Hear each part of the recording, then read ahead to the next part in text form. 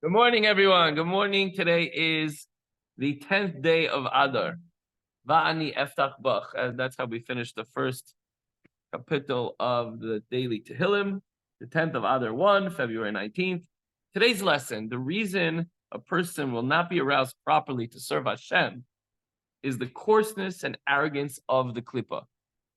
The thicker the klippa gets, listen, the more arrogant a person gets, the more it's about me and it's less about Hashem. So how are you going to serve God if there's that blockage?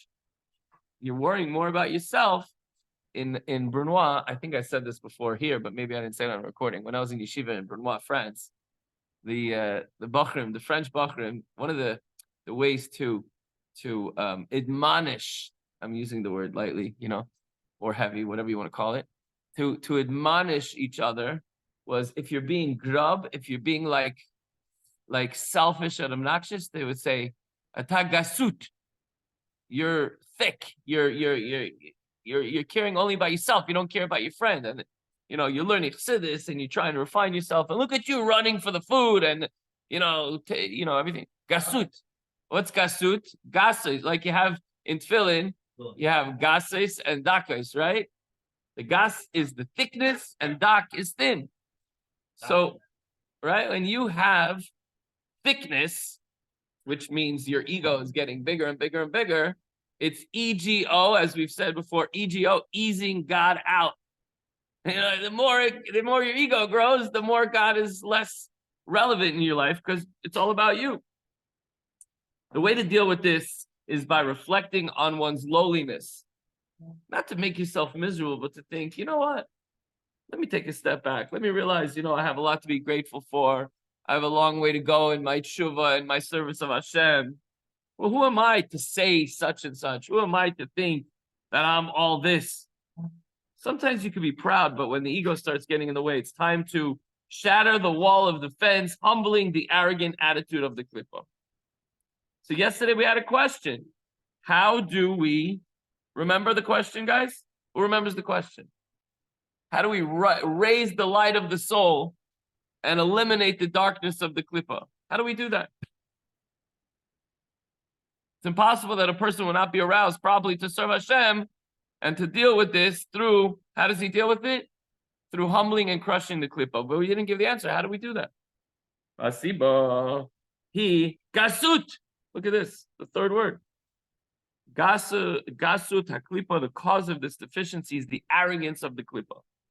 Shemagia atzma el kedushas hanefesh alikis misateres machashicha oira. The cause of the deficiency, when a person feels lowly and feels like, how am I going to serve Hashem? It's because his arrogance comes first. He's not thinking about God first, which exalts itself above the holiness of the light of the divine soul so that it obscures and darkens its light. If I'm trying to see and all we have is light from one little window and somebody stands in the way, it's like, you're blocking, I can't see. So we have to get that out of the way. How do we do it? Levatsha, lahashpila, laafar. Therefore, one must crush it and cast it down to the ground. The afar to the ground, like to the dust of the ground. Just as in the previous quoted analogy, the beam is splintered so that it will catch fire. It's a great analogy. Think about it. If you want to, and back up because the sun is ruining the shot. If you want to take a log and light it, it's going to be very difficult. It's not going to burn. So you have to take an axe or a log splitter, and you have to break it up into smaller pieces. And even then, it's hard to get it lit. You need kindling. So you splinter it up into really thin pieces. Same thing with your ego. To try to light it and ignite it and inspire it to do the right thing, it's not going to happen. So you got to break it up, crush it up, take it apart, and then it'll be able to catch fire. The Hainu.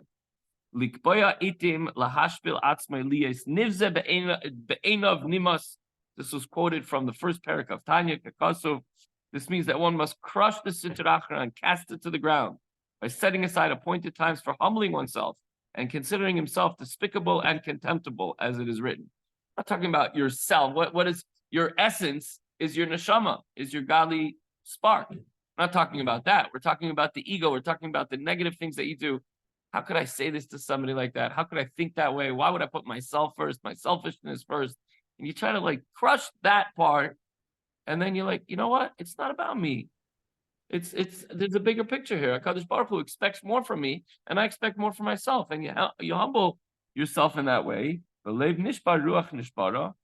A broken heart leads to a broken spirit. He has sitra achra, and the broken spirit is the sitra achra, the other side, which, in the case of a beinani, shehi ha'adam atzmei bebeinani, is the very man himself. I'm a regular person. I'm trying to do the right thing. Okay, yesterday I got carried away. Today, the best time to do this cheshbon nefesh is probably right before going to sleep or first thing when you wake up in the morning. You know what? I had a really bad day yesterday. I put my ego first. Let me push that aside. Let me stomp on its head and let me start over, because I know when I wake up in the morning, I intend to be a good person and do all the right things. Then what happens? All sorts of challenges. The ego starts to get to you in every way. Well, I should be first. I should get this and I should get that. And everybody should look at me and laud me and praise me. And when you say yasher koyach to whoever, and then he says, why me? That's what it should be. Instead, I don't deserve it. That's fine. In a person's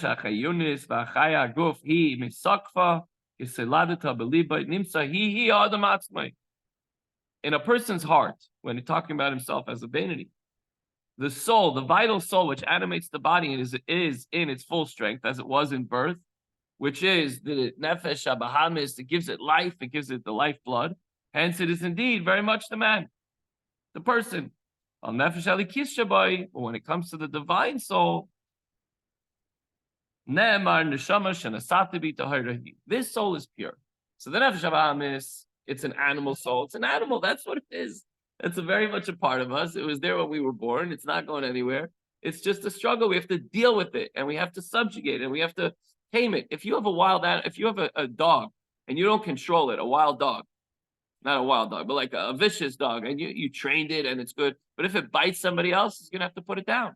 If it's uncontrolled, it could hurt people, and God forbid worse. If you can control it, then it could work for you. It could be a guard dog. It could go fetch things. It could guard your home. It could be playful with your kids. So if your nefesh habahamis is controlled, if that animal within you is controlled, it can work for you. It can get you to shul faster. It can get you to daven better. It can get you to do things, and it. But if you don't, and it's uncontrollable, it can be very damaging to yourself and to others, just like that wild dog. And then it has to be put down. So what happens? The neshama, when it talks about the godly soul, that is the soul which you gave me, and it's pure. And the word shenasata bi, within me, cannot be understood as referring to the body alone. The body cannot speak for itself as a complete man, so it must be referring also to the animating soul. Therefore, the words, when it says shenasata bi, which you gave me, implies daika miklal sha'adam atzmei enena haneshama hatayra ki'im b'tzadikim. When we imply that the man himself, who is saying these words, is not identified only with the pure soul, meaning the divine soul is a thing apart, which has been placed within this me, the body and the animal soul, except in the case of tzaddikim. So we're talking about the godly soul, the animal soul. It's all a part of me.